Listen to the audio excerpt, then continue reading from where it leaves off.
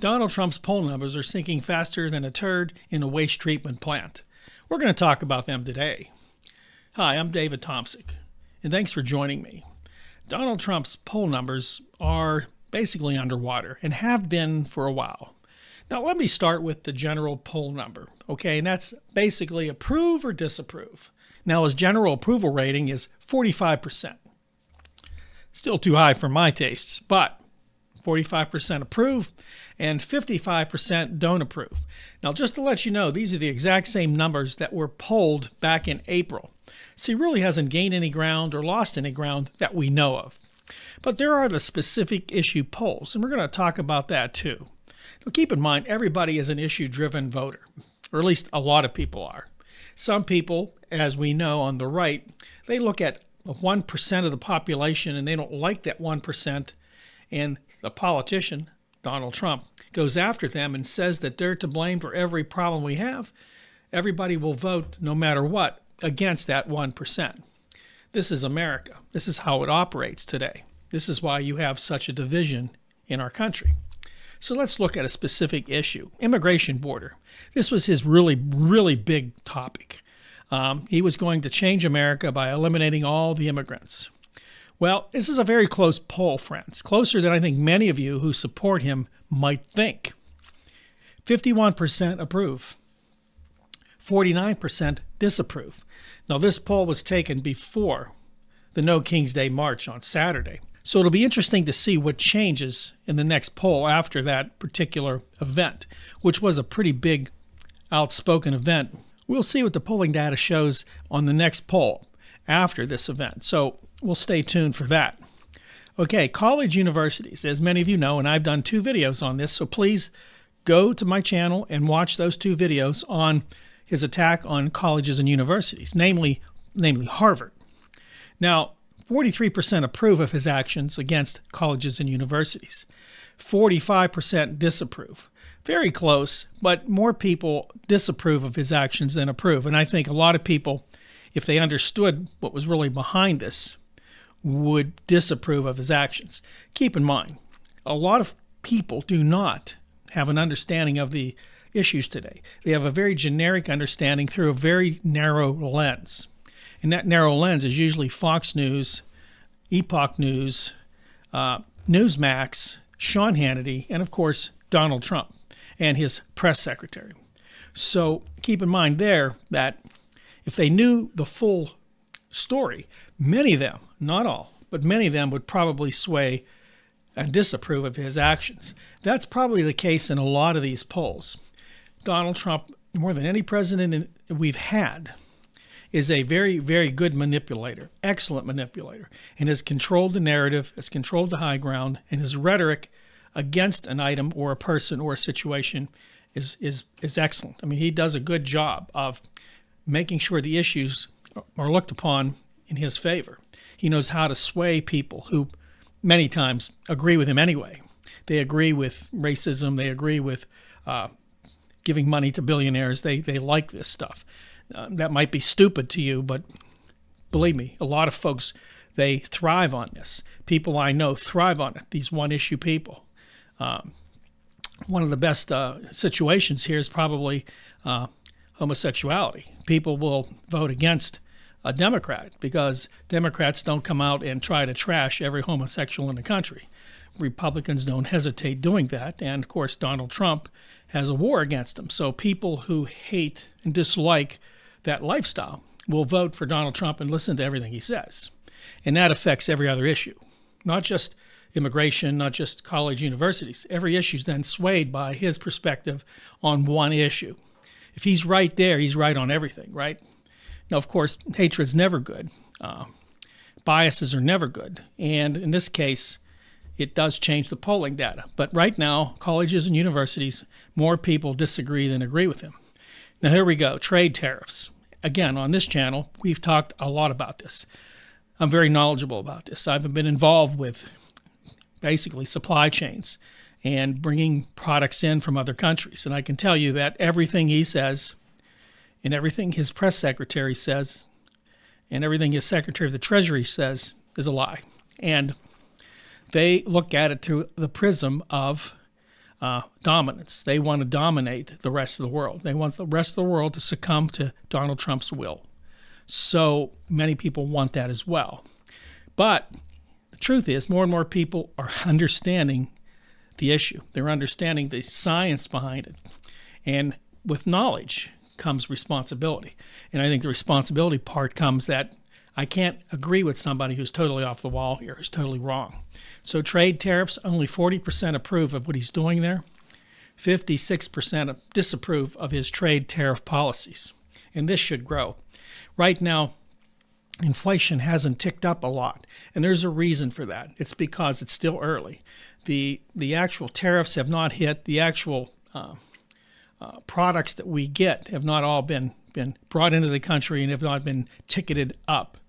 That'll happen. And of course, it's already happening in some cases, but not across the board.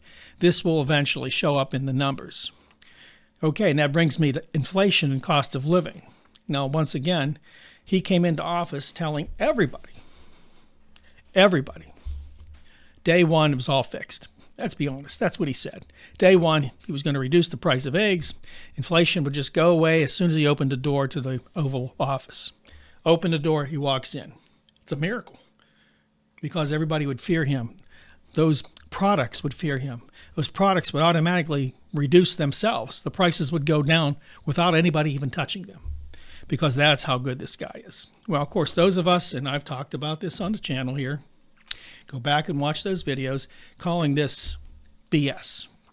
And it was. It was another ploy to get votes. Everybody does do it, but never on the scale as this. This was flat out, I'm going to fix it. I'm the only one who can. Nobody else can fix it. Biggest, best, beautiful bill in history. And people loved it. That big, beautiful bill. Yeah, they loved it because rich people get richer. People love that. Poor people should love it. Middle-class people who voted for him should love it. In fact, I got an idea. Listen, if you want to help rich people, send your checks in for a donation to this channel here, the David Thompson Show. Send your checks in, and I'll make sure. And you can actually identify the rich person you want the money to go to. So you, too, can help them out like Donald Trump is. That way you can just give them the money directly. No use going through that siphoning process. Just come out, say, here's the money you need, rich person. I don't need it as a middle-class person because Donald Trump's helping me. And if you're really poor, send whatever you have. If you have something of value, we'll sell it and we'll give it to those rich people. And if you don't have somebody in particular you want to give it to, we'll find that rich person and give it to them. And we'll put a little plaque and say, this is a gift from some very, very, very poor person to you, multimillionaire.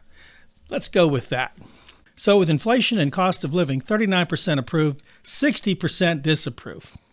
Now, again, that 39% are the ones that are probably like, I'm not sure what they're doing. I really don't know what those people are doing. You got to wonder. Now, of course, there's a lot of this BS we talked about, the narrative. They've been brainwashed. They've been, sent through the process of brainwashing for years here. They've been inundated with a bunch of pretty erroneous facts from Fox News. So they live in a place that's called La La Land that you can't get there from here. So there's no helping that 39%. Because if they think everything's okay and they're approving of what he's doing, they're not in the same world as you and I. And that whole immigration thing, again, I believe is a topic that's more complex than we think.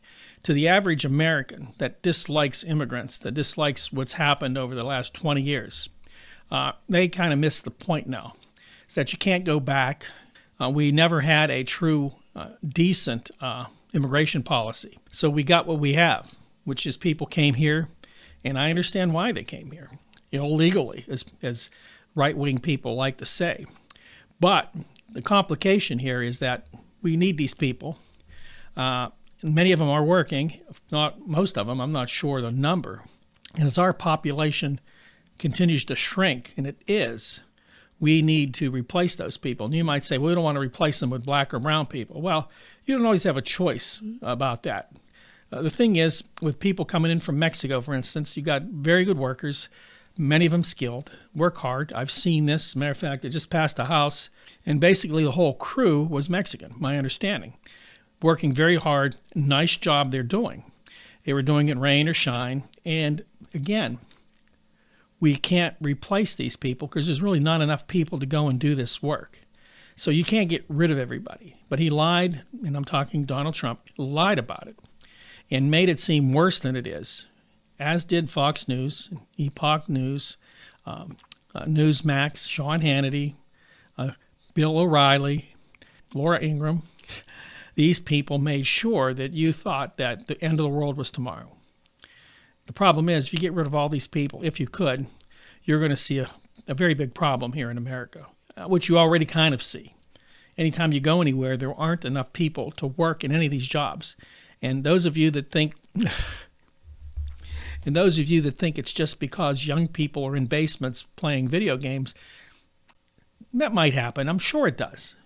But I know a lot of people that age, a lot. Friends and family members, people I know, people I've talked to, people that work at these jobs, at Panera, at McDonald's, at Wendy's, at Dunkin' Donuts. Well, they're not in their basements. They're working. So that makes you a liar if that's what you believe. So stop. Just stop. Understand the concepts that we're talking about. Understand the real data. Don't make these wild accusations because it's easy for you, because someone told you to say that. And you're not smart enough to think on your own. So you just listen to other things. And those people that thought of this on their own, oh my God, where did you get the information? You better tell your own brain to reboot. Maybe that's the problem there. I digress. So while we're looking at this, let's look at Elon Musk's polling numbers. So this is based on success/partial success, failure/partial failure. So the first category, success, partial success, 44% believe that he had some success or at least partial success. 56% believe that Elon Musk's time in the White House was a failure/partial failure. That means Doge was a failure. Now, why do they say this? Because it really was. It was always a bad idea. How they did it was stupid. I've talked about that on this channel. A lot of people don't get it. Once again, don't get how the world works, how business works, how organizations work. They don't. You think they would. It's not that complicated. But we, in this country, allow this to happen. We allow these people to come in and just butcher things. It was a butcher. It was no looking at anything, no real studies, no real understanding of how the federal government worked. The 6 people, the geniuses he brought in, were confused the whole time. I heard this firsthand. Were confused the whole time. They had no clue how it worked, so they just did things. What they thought. What would you let a 20-year-old kid just do what he wanted? I don't care how smart he is, because really, there's more to it than brains. I've talked about this a lot. If you don't understand anything about Social Security, how it works, how it affects people, if you don't have a clue, you can't make decisions. And we let them do it. So this was, in my book, a complete failure with Elon Musk.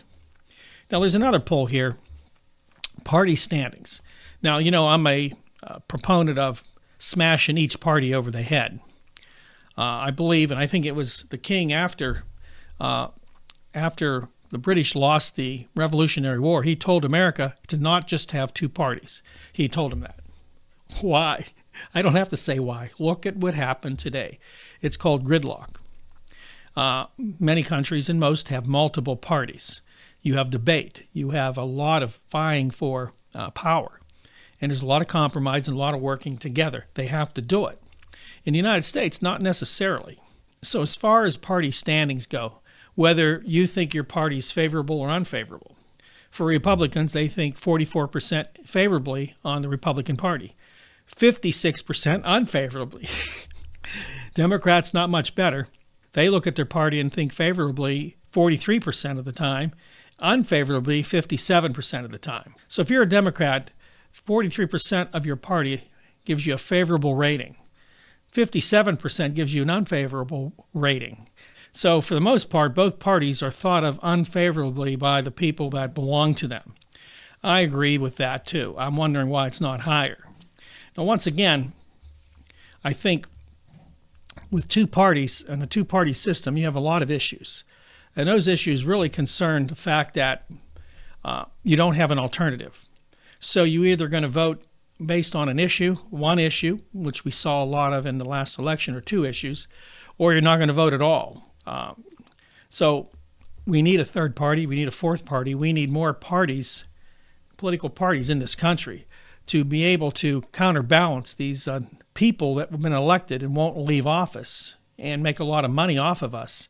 And like the case of the Republican Party under Donald Trump, they just want to be yes men. They just want to go out there and say, yes, we'll do anything you want for whatever reason. This has got to stop. We're going to get rid of some of these people in the midterms, 2026 elections. In fact, we should get rid of all the ones up for re-election. We're going to fight to do that here from the David Tomsic Show. I urge you to get involved in the run-up of the 2026 elections. We must take action here. This is serious stuff. We're in serious trouble. We're headed into a very dark time in American history, and we have to at least to make an attempt in 2026 to stop that. So finally, there's reactions to Trump administration actions. There's a few of them here. I'm going to give them down to you because it's interesting. 23% are furious with Donald Trump. 9% are angry. 20% are dissatisfied. 18% are neutral. I don't know how you can be neutral. Not in this situation. It's crazy to think there's actually people that are neutral. 18% of the people in America are neutral over Trump administration actions. These people are either asleep on some kind of sedative or in another world. Anyway, they won't count in the final numbers here, just to let you know. Now, going the opposite spectrum, 12% are satisfied, 8% are happy, and 10% are thrilled. So when you add them up, the negative and the positive, and you eliminate the neutral people because they don't count, 52% are pretty much angry, furious, and dissatisfied with Donald Trump. And 30% of Americans are satisfied, happy, and thrilled with Donald Trump. Once again, the polling doesn't lie. It shows what I've surveyed myself here in the community that I'm in and other communities, that more people are saying, where'd we get this guy, than really think he's doing a great job. Once again, a lot of people are one-trick ponies. As I mentioned, one issue.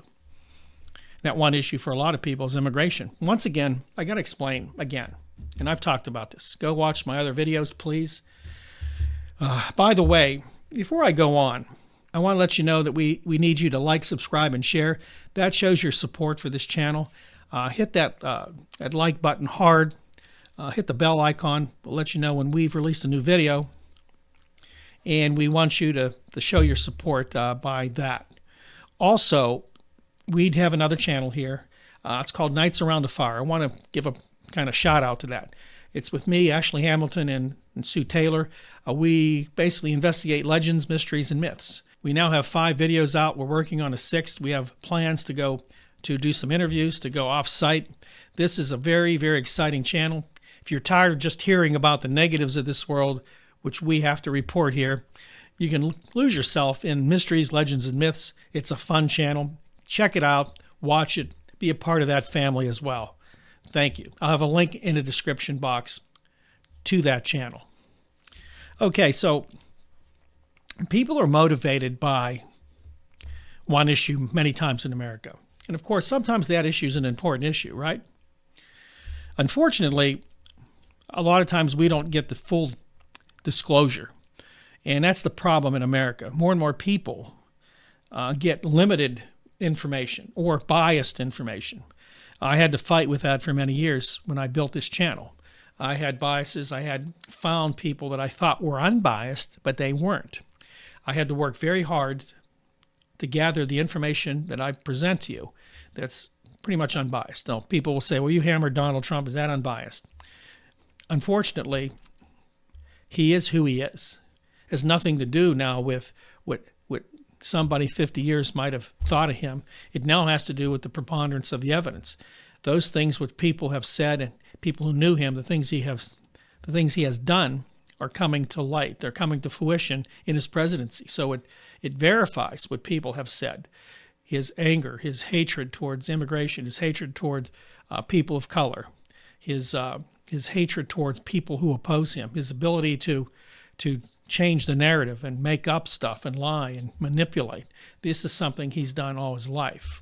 As a businessman, there's a lot of pressure on the American people today because Donald Trump has been such a divisive leader. But you have to stand for your values. You have to stand for what's right. We do here on the David Tomsic Show. We stand against the tyranny Donald Trump represents, for the authoritarian leader he wants to be and really who he really is. We stand against those Medicaid cuts. We stand against giving money to billionaires. We stand against just eliminating immigrants from our country because they're brown, because they happen to be walking on the street or up on a roof. We're for deporting people who are really criminals, but we're also for people to have a path to citizenship right now, not just to be deported. And once again, we at the David Tomsic Show support for you. We stand for you. We stand for freedom, and we stand for our democracy. Again, support us by liking, subscribing, and sharing our video. God bless you. And I'm going to see you next time right here on your favorite channel for news, information, analysis, and commentary, The David Tomsic Show.